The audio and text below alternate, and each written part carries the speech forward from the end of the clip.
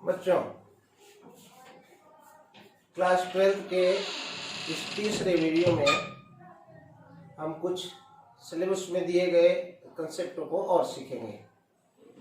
इससे पहले हमने विद्युत आवेश के बारे में जाना और जो प्रकृति का मूलभूत नियम है आवेशों के मध्य बल, उसको समझा।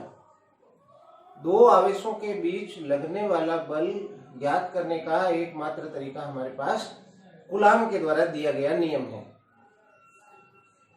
अब उसी कूलाम के नियम को हम समझें, यदि दो से अधिक आवेश हों तो कैसे बल ज्ञात किया जाएगा। उससे समझने के लिए हमें अध्यारोपण का सिद्धांत समझना पड़ेगा। और ये अध्यारोपण का सिद्धांत इस तथ्य पर आधारित है कि किन्हीं दो आवेशों के बीच लगने वाला बल किसी अन्य आवेश की उपस्थिति पर निर्भर नहीं करता, जिसकी चर्चा हम कूलाम के नियम में कर चुके हैं। यदि कोई दो आवेश हैं और दो आवेश एक दूसरे पर बल लगा रहे हैं, तो तीसरे आवेश के आने पर इन दोनों के बीच लगने वाले बल में कोई परिवर्तन नहीं होगा। इसी तथ्य पर अध्यारोपण का सिद्धांत बेस्ड है। यानी अगर दो आवेश पहले जो बल लगा रहे थे और तीसरा आवेश और लाया गया, तो ये दोनों भी एक दूसरे पर बल लगाएंगे, ये भी बल लगेगा और ये था वो भी लगेगा, और जो परिणामी बल होगा वो इन तीनों बलों का सदिश योग होगा। क्योंकि बल एक सदिश राशि है, इसलिए सदिश योग होगा।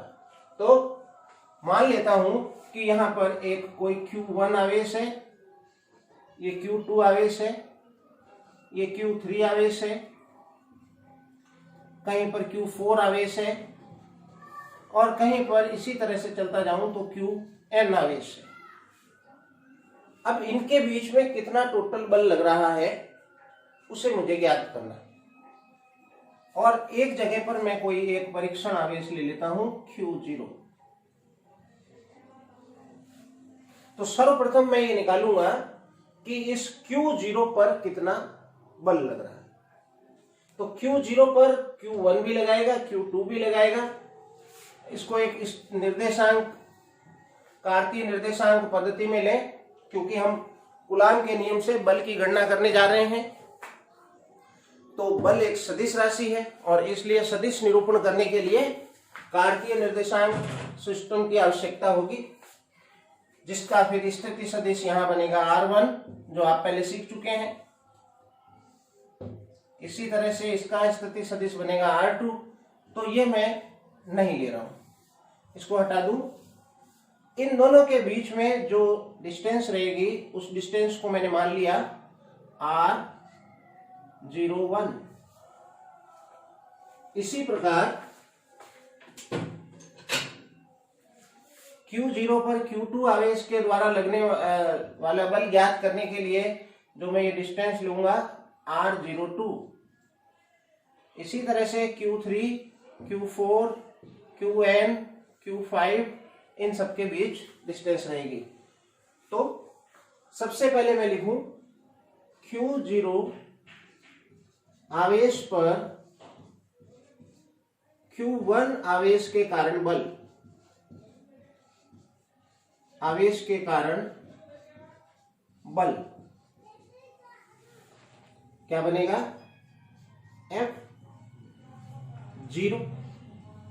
किस पर बल? Q0 आवेश पर बल। Q0 आवेश पर बल किसके कारण? Q1 के कारण। तो इसको नाम दिया हमने F01।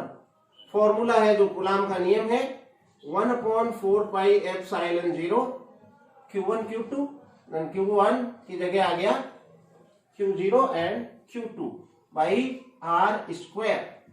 तो यहां हम स्थिति सदिश लेंगे स्क्वायर इसका, इसकी डिस्टेंस का।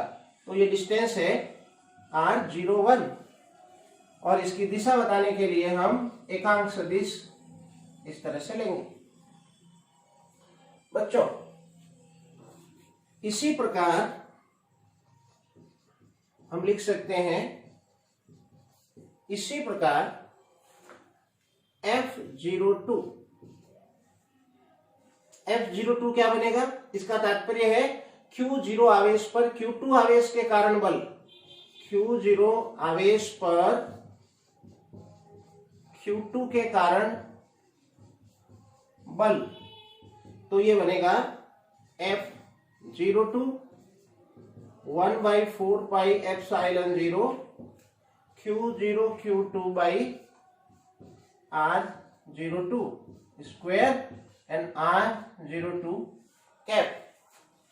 अगर इसी प्रकार चलते जाए तो आएगा F0N, that is 1/4 pi epsilon 0 Q0 QN by R0N modulus square and R0N। तो इस Q0 आवेश पर भिन्न भिन्न आवेशों के कारण लगने वाला बल मैंने कूलॉम का नियम लगाकर ज्ञात कर लिया। अब Q0 आवेश पर नेट बल कितना कार्य कर रहा है, तो उसे ज्ञात करने के लिए मैं इन सभी बलों का, Q0 पर लगने वाले सभी बलों का सदिश योग प्राप्त करूंगा। तो अतः Q0 पर आवेश पर लगने वाला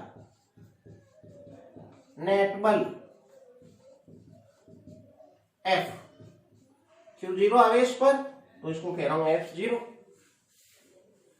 F0 आवेश पर लगने वाला नेट बल, तो इन सभी बलों को जोड़ें, तो F01 F02 plus dot dot dot F0N। चूंकि बल एक सदिश राशि है, इसलिए बलों का सदिश योग करेंगे, तो ये सदिश रूप में हमने लिखे और इन सब की आप यहां वैल्यू यहां से रख दीजिए। और जब वैल्यू रखेंगे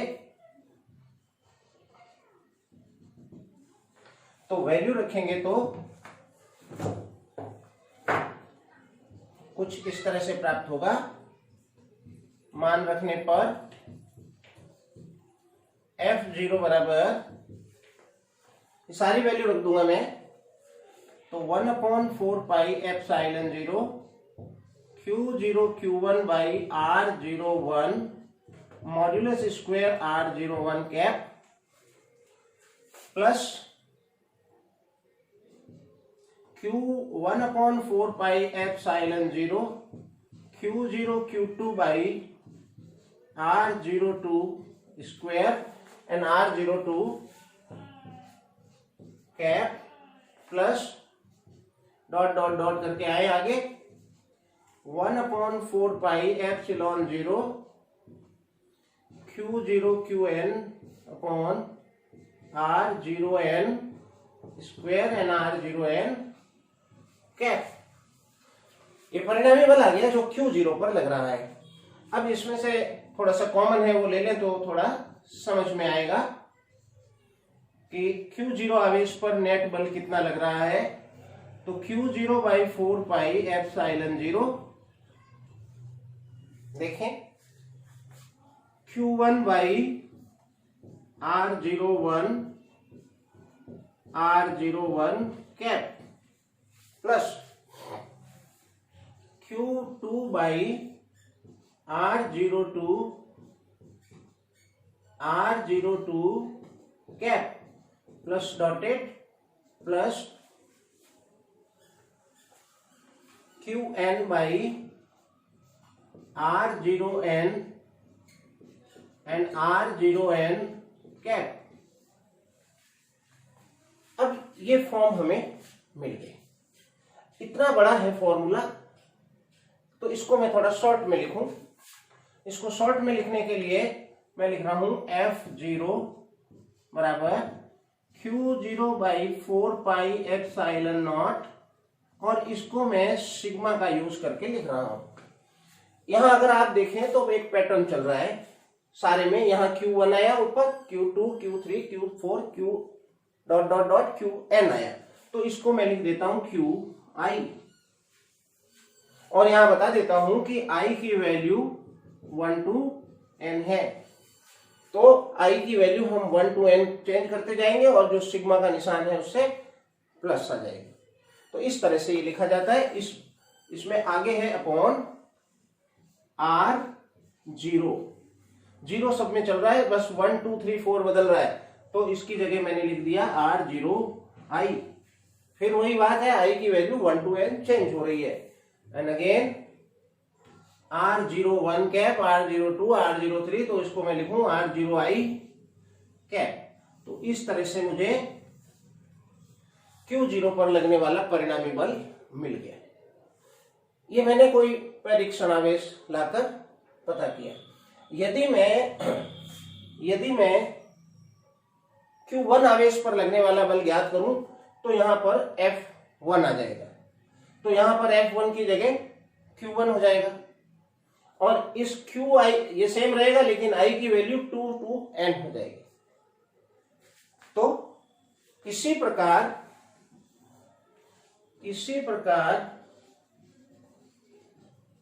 प्रत्येक आवेश पर लगने वाला बल ज्ञात करके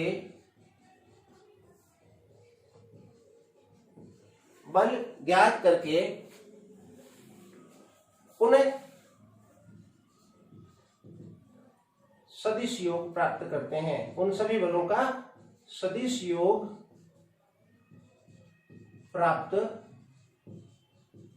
करते हैं तो क्या बनेगा? टोटल बल। इस सिस्टम का टोटल बल, इस निकाय में जितने भी आवेश हैं, इन सभी आवेशों का कुल बल जो कहला रहा है बहुल आवेशों में बल। तो ये बनेगा, सभी बलों को जोड़ेंगे हम, F1 plus F2 plus dot dot dot Fn। इस प्रकार हम अध्यारोपण का सिद्धांत लगाकर परिणामी बल ज्ञात कर रहे हैं। अध्यारोपण का सिद्धांत क्या है कि जब किसी बिंदु पर दो या दो से अधिक बल कार्य करते हैं तो उस बिंदु पर जो नेट बल है वो सभी बलों का सदिश योग होता है। तो यहां हमने सदिश योग लिख दिया। तो इस तरह से एक बहुत ही सरल टॉपिक है। लक्ष्य इसमें कूलाम का नियम ही रहा है। कूलाम के नियम के साथ हम अध्यारोपण का सिद्धांत लगा रहे हैं। समझिए कि जब दो बिंदु आवेशों के बीच ज्ञात करने की बात हो बल, तो हम कूलाम का नियम लगाएंगे, और जब दो से अधिक आवेशों के बीच बल की बात हो तो कूलाम के नियम के साथ अध्यारोपण का सिद्धांत लगेगा। ये यहां भी लग रहा है अध्यारोपण का सिद्धांत, यहां भी लग रहा है। आप इसको पॉज करें और नोट करें।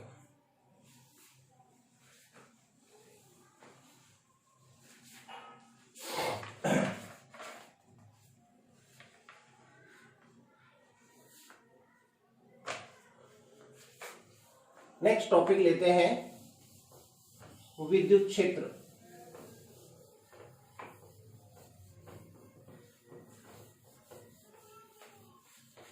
चैप्टर का नाम भी हमारे विद्युत क्षेत्र है, और कक्षा 10 में भी हम विद्युत क्षेत्र पढ़ चुके हैं। क्या समझा था हमने विद्युत क्षेत्र के बारे में बच्चों? विद्युत क्षेत्र, इलेक्ट्रिक फील्ड। विद्युत से तात्पर्य आवेश। जब भी आवेश आएगा तो हमें विद्युत शब्द का उपयोग करना होगा। और आवेश का क्षेत्र, इसे समझे थोड़ा कि ये कोई आवेश है,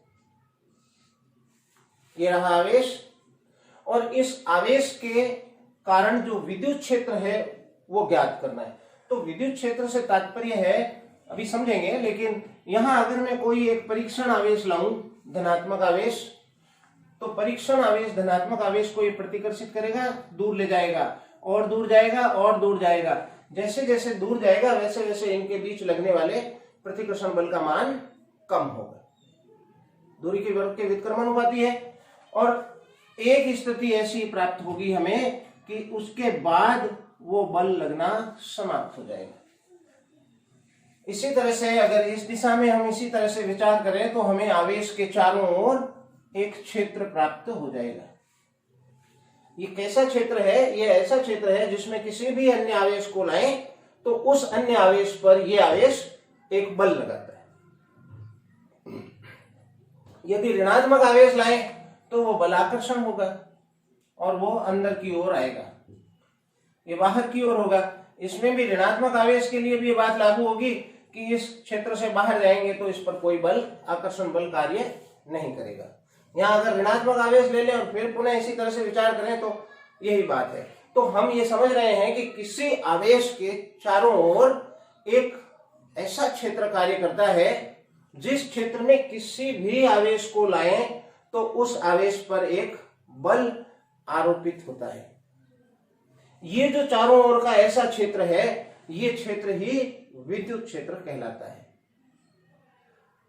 हमें आवेश के संबंध में जो महत्वपूर्ण जानकारी मिली है वो है कूलाम का नियम और उसके बाद अध्यारोपण का सिद्धांत, जिससे हम दो आवेशों के बीच लगने वाले बल को ज्ञात कर सकते हैं। लेकिन हम यहाँ विद्युत क्षेत्र समझकर ये समझ सकते हैं कि ये दो आवेशों के बीच जो बल लगता है ये लगता क्यों है। दो आवेशों के बीच बल इसी विद्युत क्षेत्र के कारण कार्य करता है। अगर दो आवेश निकट लाए जाएं, एक आवेश ये है और एक आवेश इसी को मान लेता हूं, तो हम देखेंगे कि इस आवेश का भी एक विद्युत क्षेत्र है और इस आवेश का भी एक विद्युत क्षेत्र है और दोनों विद्युत क्षेत्र एक दूसरे से अन्योन्य क्रिया करते हैं और अन्योन्य क्रिया करने के परिणाम स्वरूप एक बल की उत्पत्ति होती है। तो बल की जो उत्पत्ति होती है वो दो क्षेत्रों के अन्योन्य क्रिया के परिणाम स्वरूप होती है। गुरुत्वाकर्षण बल को भी देखें तो उसमें भी दो गुरुत्वीय क्षेत्रों के बीच अन्योन्य क्रिया होती है। किसी द्रव्यमान के चारों ओर भी एक क्षेत्र होगा जो गुरुत्वीय क्षेत्र कहलाएगा, 11वीं में पढ़ा आपने। लेकिन आवेश के चारों ओर जो क्षेत्र है उसे हम विद्युत क्षेत्र कह रहे हैं और जब दो आवेश निकट आ रहे हैं तो इनके विद्युत क्षेत्रों के मध्य अन्योन्य क्रिया हो रही है, उस अन्योन्य क्रिया के परिणाम स्वरूप बल की उत्पत्ति होती है।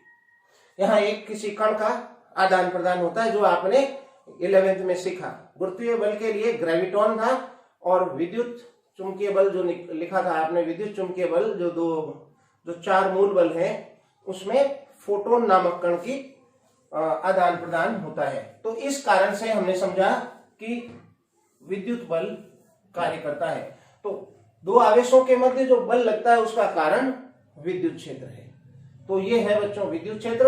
अब आप इसको किसी ऐसे समझें कि यदि कोई आवेश लाया गया किसी भी क्षेत्र में, यहां रख दिया हमने आवेश और इस आवेश पर बल लग रहा है, इसका मतलब यहां एक विद्युत क्षेत्र है। अब विद्युत क्षेत्र है तो उसकी दिशा भी होगी। क्यों होगी दिशा? क्योंकि विद्युत क्षेत्र एक सदिश भौतिक राशि मानी गई है। सदिश भौतिक राशि मानी गई है। बच्चों विद्युत क्षेत्र का मान ज्ञात करने के लिए हम यहाँ एक और भौतिक राशि को परिभाषित करेंगे और वो होगी विद्युत क्षेत्र की तीव्रता। है यही विद्युत क्षेत्र, लेकिन उसकी वैल्यू कितनी? जैसे हम कह रहे हैं कि ये विद्युत क्षेत्र है, कोई ये विद्युत क्षेत्र है, इस बिंदु पर विद्युत क्षेत्र कितना, वही निर्धारित करेगा कि इस पर कितना बल लगेगा। मान लेते हैं ये विद्युत क्षेत्र इस आवेश का विद्युत क्षेत्र है,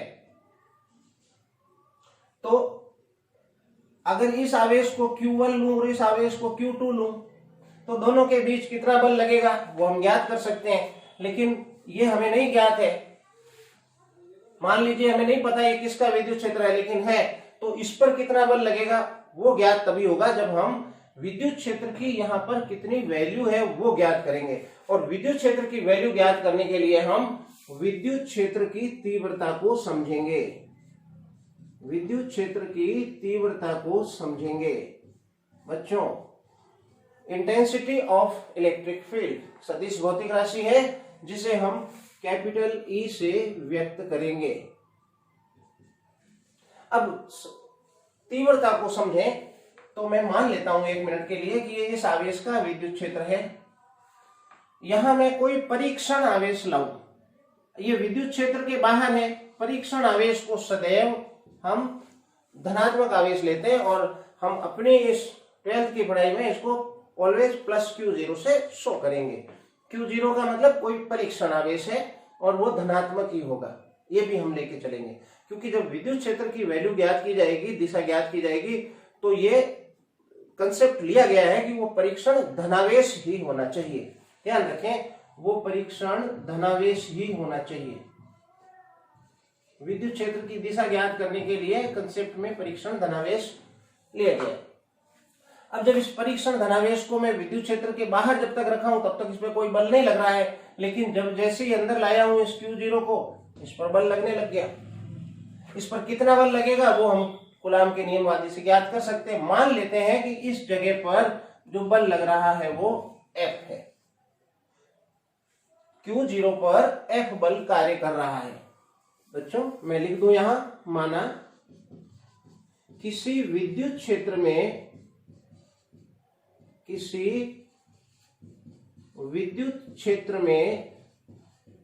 किसी बिंदु पर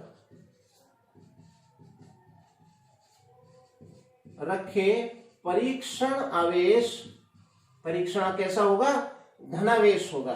तो किसी परीक्षण धनावेश Q0 पर F बल कार्य करता है, F बल कार्य करता है, मान लिया मैंने। तो कल्पना कीजिए एकांक आवेश होता तो कितना बल लगता? एकांक आवेश पर लगने वाला बल कितना होगा? इसका क्या तात्पर्य है? यदि परीक्षण आवेश एक कूलाम होता या एकांक मात्रक होता तो कितना बल लगता? तो बल लगता सिंपल है कि हमने देखा Q0 आवेश पर F बल लग रहा है, तो एकांक आवेश पर F अपॉन Q0 लगेगा। और ये जो एकांक आवेश पर लगने वाला बल है, इसी को हम विद्युत क्षेत्र की तीव्रता के रूप में लेते हैं, जो इसका विद्युत क्षेत्र का आंकिक मान है,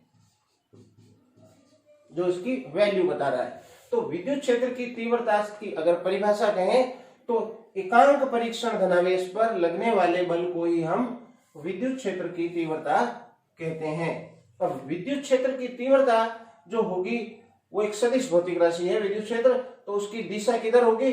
बल की दिशा में, दोनों आवेशों के बीच लगने वाले बल की दिशा में होगी। अब यहाँ ये फिक्स हमने कर दिया कि परीक्षण तो धनावेश ही ले रहे हैं, तो परीक्षण धनावेश है तो इस धनावेश के विद्युत क्षेत्र के कारण इस पर बल किस दिशा में लगेगा? बाहर की दिशा में। तो बल की दिशा बाहर की ओर होगी, इसलिए विद्युत क्षेत्र की दिशा बाहर की ओर होगी। लेकिन अगर ये विद्युत क्षेत्र किसी ऋणात्मक आवेश का हो तो लाना हमें परीक्षण धनावेश ही है, लाना हमें परीक्षण धनावेश ही है, तो इस पर जो बल लगेगा वो अंदर की ओर लगेगा।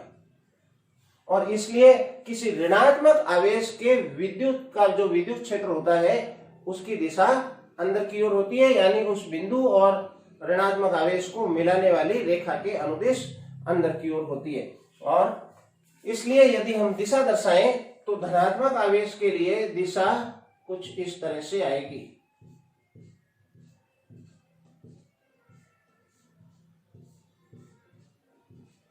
इस तरह से। और ऋणात्मक आवेश के लिए दिशा बिल्कुल सिंपल है, आप चित्र बना लें इसको, अंदर की ओर दिशा प्राप्त होगी। ये तो रही विद्युत क्षेत्र की दिशा। यदि दो आवेश हैं, धनात्मक आवेश है और ऋणात्मक आवेश है, तो धनावेश से ऋणावेश की ओर होगी। इन दोनों को मिला के देखें तो धनात्मक आवेश से जो क्षेत्र रेखाएं हैं, क्षेत्र रेखाओं का कंसेप्ट हम बाद में सीखेंगे, ये बाहर की ओर निकल रही है और इसके अंदर की ओर जा रही है। तो धनावेश से ऋणावेश की ओर विद्युत क्षेत्र को माना जाता है। बच्चों, जो विद्युत क्षेत्र की तीव्रता का मात्रक है, ये मात्रक बनेगा बल न्यूटन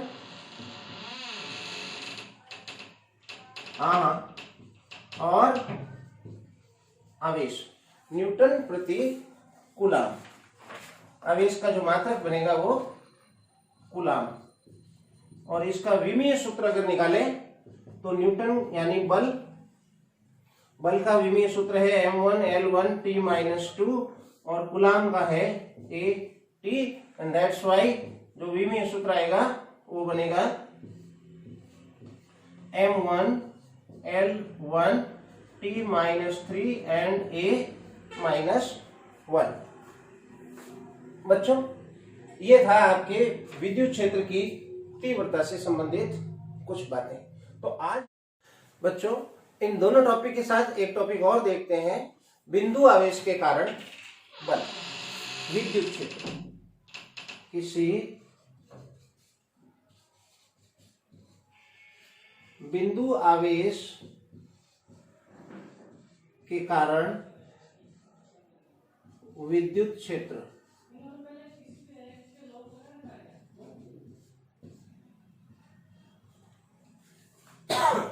हम जानते हैं कि प्रत्येक आवेश अपने चारों ओर एक क्षेत्र रखता है जिसे हम विद्युत क्षेत्र कहते हैं, लेकिन हमें उसका मान ज्ञात करना है। इसके चारों ओर एक विद्युत क्षेत्र है। सामान्यतया किसी आवेश का विद्युत क्षेत्र अनंत दूरी तक विस्तारित माना जाता है, लेकिन थोड़ी सी दूरी ज्यादा होने पर वो नगण्य हो जाता है, इसलिए कम पड़ जाता है। इसलिए हम इस तरह से बना के दिखा रहे हैं कि यहाँ पर एक विद्युत क्षेत्र है।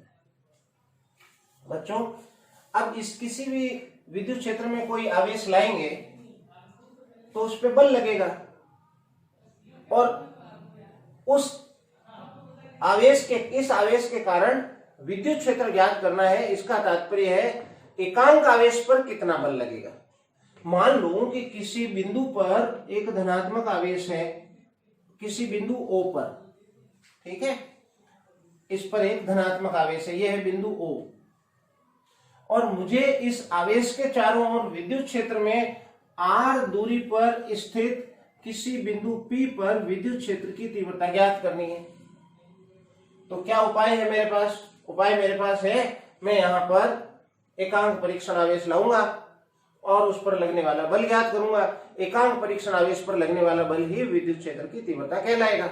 एक तो सरल तरीका यह है, लेकिन एकांक आवेश जो है अगर 1 कूलाम कहें तो आवेश बड़ा होगा। अब हमें यह ध्यान रखना है कि जो हम तीव्रता ज्ञात करने के लिए परीक्षण आवेश लाएंगे जो कि धनावेश होगा, उसकी वैल्यू बहुत कम होनी चाहिए, उस आवेश का मान कम होना चाहिए। अन्यथा क्या होगा कि जब आप एक कोई परीक्षण आवेश लाएंगे और उसका आवेश का मान कम नहीं होगा तो वो स्वयं भी एक प्रभावशाली विद्युत क्षेत्र उत्पन्न करेगा, और प्रभावशाली विद्युत क्षेत्र उत्पन्न करने के कारण ये दोनों एक दूसरे पर फिर बल लगाने लगेंगे। फिर इसके कारण भी जो है विद्युत क्षेत्र का प्रभाव आ जाएगा। हमें सिर्फ इस आवेश के विद्युत क्षेत्र का प्रभाव देखना है, इसलिए हम परीक्षण आवेश अत्यल्प लाते हैं। तो मैंने जो भी यहाँ सूत्र बताया था आपको कि E बराबर F/Q0, इसके अंदर यहाँ शर्त लगा देंगे लिमिट Q0 टेंड्स टू 0, अत्यल्प होना चाहिए। ये फॉर्मूला हम विद्युत क्षेत्र की तीव्रता के रूप में लिखेंगे, जिसे आप उसमें जोड़ लें। बच्चों तो मैं यहाँ पर एक परीक्षण धनावेश ला रहा हूं Q0, और इनके बीच की दूरी हमने मान ली है स्मॉल r, और यहां पर जो आवेश है इसको मैं नाम दे देता हूं कैपिटल Q। अब पहले लिखूं मैं कि प्लस Q आवेश के विद्युत क्षेत्र में स्मॉल r दूरी पर रखे परीक्षण आवेश Q0 पर बल कूलाम के नियम से, तो बल होगा F बराबर 1/4 पाई epsilon 0 Q1 that is capital Q and Q2 Q0 by R square। मैं सदिश रूप में इसको नहीं लिख रहा हूं, और चाहे तो हम लिख सकते हैं। इस परीक्षण आवेश पर इतना बल लग रहा है। अब मैं लिखूं कि अतः एकांक परीक्षण आवेश पर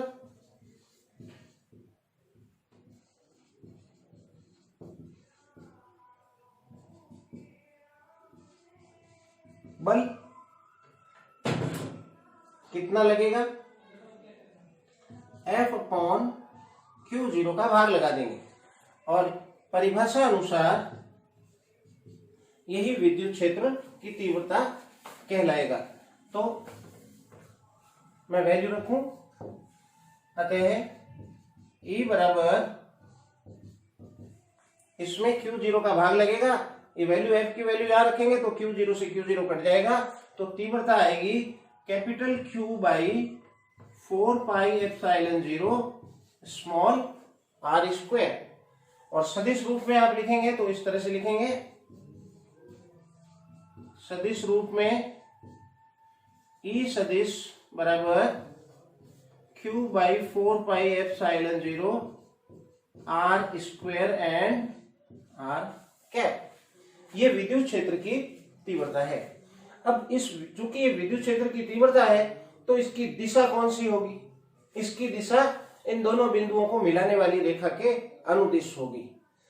धनात्मक आवेश है, ये यदि धनात्मक आवेश का विद्युत क्षेत्र है तो बाहर की ओर होगी, और यदि ये ऋणात्मक आवेश है तो अंदर की ओर होगी, क्योंकि यहां हमने परीक्षण धनावेश को फिक्स कर दिया है। तो इसके लिए मैं यहां पर बाहर की ओर होगी, इसलिए इसको प्लस क्यू ऐसे लिख रहा हूं, plus are.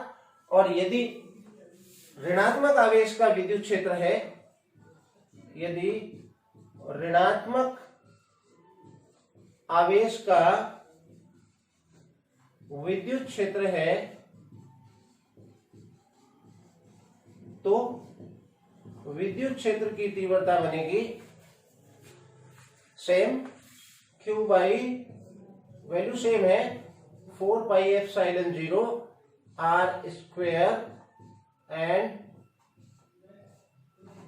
r cap, but with a negative sign. इसका मतलब यह विद्युत क्षेत्र की तीव्रता अंदर की ओर होगी। बच्चों, विद्युत क्षेत्र की तीव्रता को गौर से देखें तो हमें यहां पर दोनों में ही ये समझ में आ रहा है कि जो तीव्रता है दूरी के वर्ग के व्युत्क्रमानुपाती है, जो कि कूलाम के नियम से है। क्योंकि ये कूलाम के नियम से निकला है तो मुख्य मूल रूप से ये तो कूलाम का नियम ही है।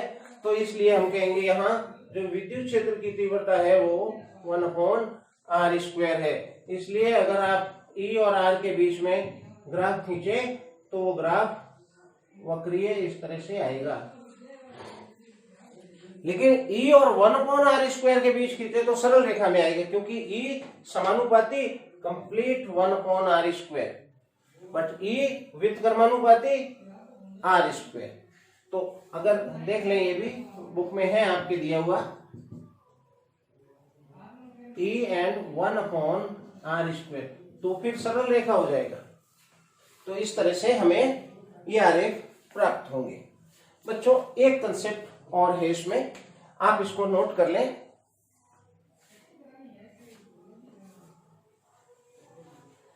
एक कंसेप्ट और है यहां पे, उसको देखते हैं।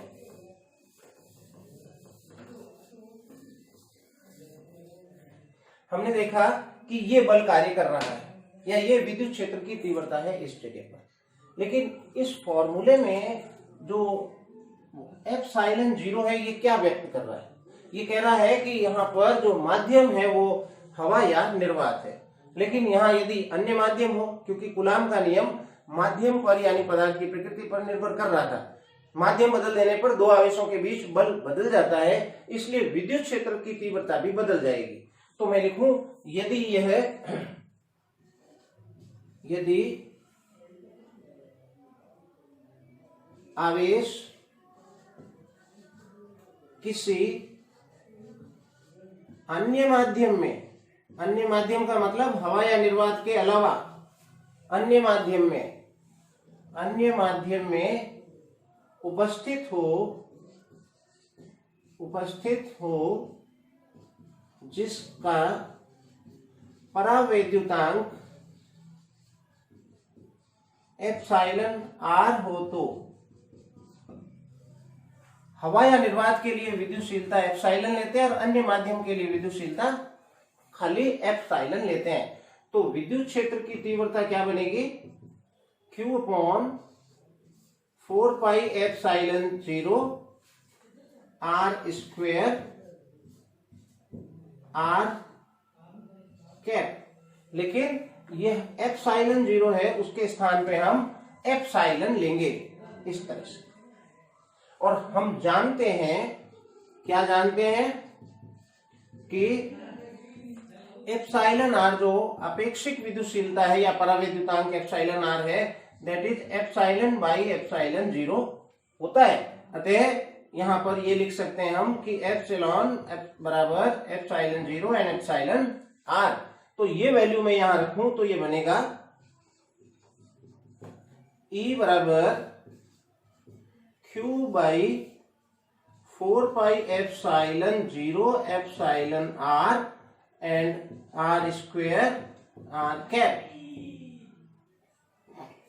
इस पूरे फॉर्मूले को आप गौर से देखें। यहां पर Q बाई 4 पाई एप्सिलॉन 0, बाकी सारा सेम आ रहा है, गौर से देखो। इस एप्सिलॉन आर को छोड़ के बाकी ये E है, और ये जो है किसी माध्यम में है तो मैं इसको EM लिख देता हूं, या E डैश लगा दो, आपके बुक में E डैश लगा हुआ है। तो किस EM बराबर ये जो वैल्यू है ये E बन गई, E बाई एप्सिलॉन आर। समझे इस बात को कि यहाँ पर जो विद्युत क्षेत्र है माध्यम में, वो हवा या निर्वात के विद्युत क्षेत्र का 1/एप्सिलॉन आर गुना है, और अपेक्षित विद्युतशीलता का मान यानी एप्सिलॉन आर का मान 1 से अधिक होता है, इसलिए ये वैल्यू कम हो जाएगी। तो यह क्या तथ्य निकल के आया कि अगर किसी अन्य माध्यम में ये पूरी एक्सरसाइज करें तो फिर विद्युत क्षेत्र की तीव्रता का मान हमें कम प्राप्त होगा। तो बच्चों आप नोट करें इसको और लिख लें। आपकी बुक में एक टेबल दी हुई है, जिस टेबल में आपको ये समझ में आएगा, देखोगे तो, कि विद्युत क्षेत्र की तीव्रता का मान कितना होता है। जो विद्युत क्षेत्र की तीव्रता है वो हवा के अंदर जो भी चार्ज है, हवा का विद्युत क्षेत्र 100 न्यूटन प्रति कूलम होता है, जो कि बहुत ही कम है। घरों में जो तार जा रहे हैं, इन तार के कारण जो विद्युत क्षेत्र उत्पन्न होगा, जिसमें आवेश प्रवाहित हो रहा है, वो लगभग 300 न्यूटन प्रति कूलम है। लेकिन एक्स ट्यूब इन सब में जो विद्युत क्षेत्र है वो 10⁶ न्यूटन पर कूलम के रेंज में होगा। आप उस टेबल को देखें और उसे याद रखें।